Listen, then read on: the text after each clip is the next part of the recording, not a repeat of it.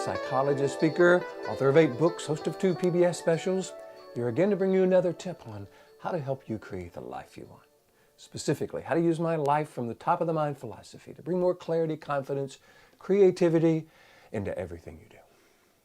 Today I want to look at the subject of our willingness to be wrong. Have you noticed not too many people are willing to do that? Certainly if we look at our government sometimes, there's not a lot of folks that are willing to be wrong. And I think it's fair to say that's a pretty common thing. You just don't find folks saying, okay, I think I was wrong about that. I want to rethink that. There's this tendency to hold on to, kind of defend the need to be right, always the need to be right. And for those of you who follow my life from the top of the mind philosophy, you know this comes from often a fear of being wrong. Because those of us who are really confident in what we think, what we feel, we can be wrong. We can learn from something. Frankly, we've all been wrong. Growing up, we've learned some things and went, whoops, well, that's not right. And then we changed it and we grew from it and we were better for it. So there's a quote that I'm sending out to those 6,000 folks on my quote list, by the way. If you ever want to receive one of my favorite quotes each week, all you got to do is go to my website, Ph.D.com, or just Google Bill Crawford. I'll come up on the first page.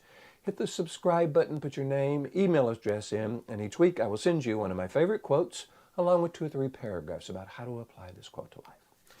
This week's quote is one of mine. It says, "We must be willing to be wrong in order to be able to trust what we believe to be right." We must be willing to be wrong in order to be able to trust what we believe to be right.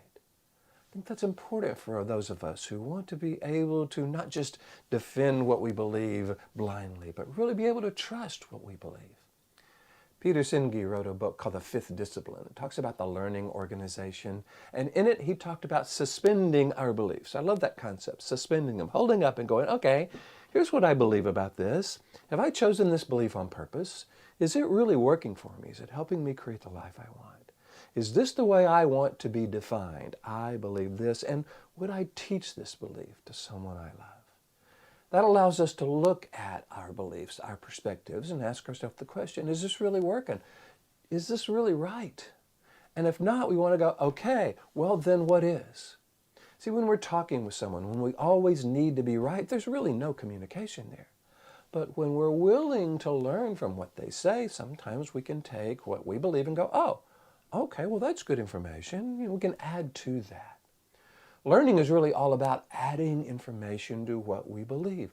And if we stop doing that because we always need to be right and we can't be willing to recognize that maybe some of the things that we're holding on to aren't serving us, aren't really working for us, then we become stuck and we become stagnant and we quit learning.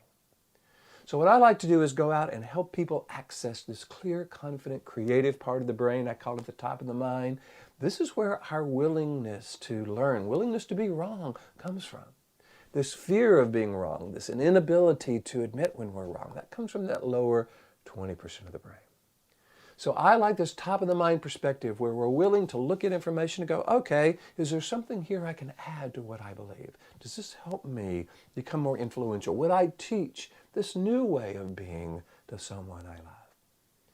If we can, then the willingness to be wrong isn't some sort of character flaw, isn't something that's going to keep us from being successful. It's something that's going to allow us to learn.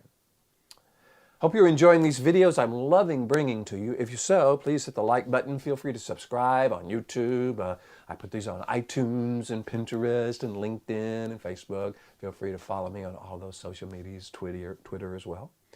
And each week I'll bring you one of these quotes, one of these ideas, and about a way of applying it to life.